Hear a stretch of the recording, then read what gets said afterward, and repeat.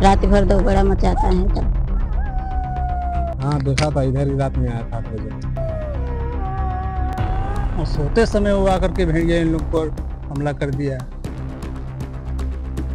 भेड़िए तो रोज आती जाती।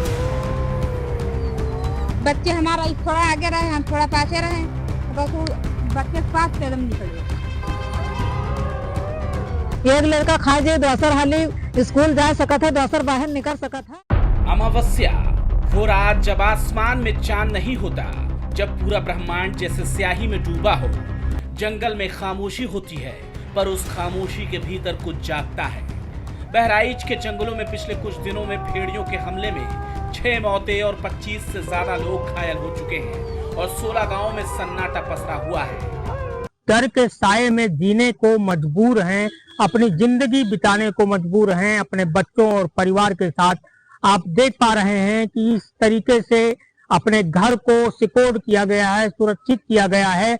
देखिए जाली लगा करके चारों तरफ से जाली लगाई गई है कि भेड़िया आकर के डायरेक्ट हमला न कर दे बच्चों पर, जानवरों पर, घर की महिलाओं पर, इसलिए जाली लगा दी गई है।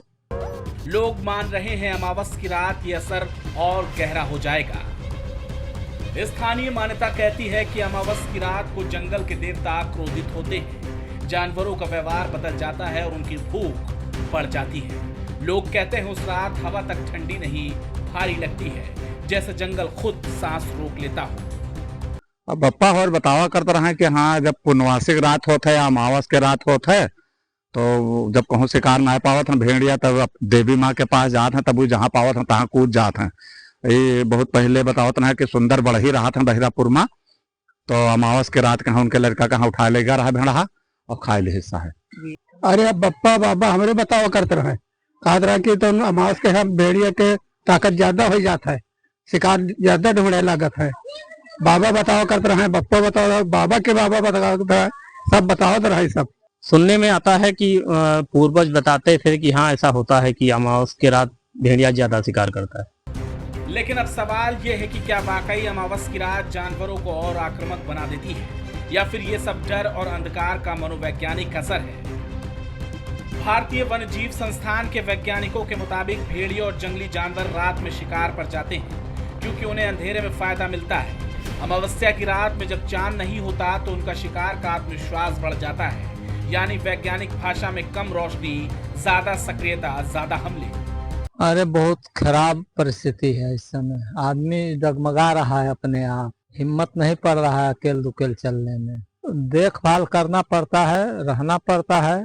खाना खाने के बाद रात में अंदर घर के कर दिया जाता है, उसके ऊपर मचान पर हम लोग सोचते हैं बूढ़ पुराने आदमी के लिए। मकान नहीं है तो वैसे दूसरे घर रहते हैं, टटिया जब घर है तो कहाँ पे रहेंगे।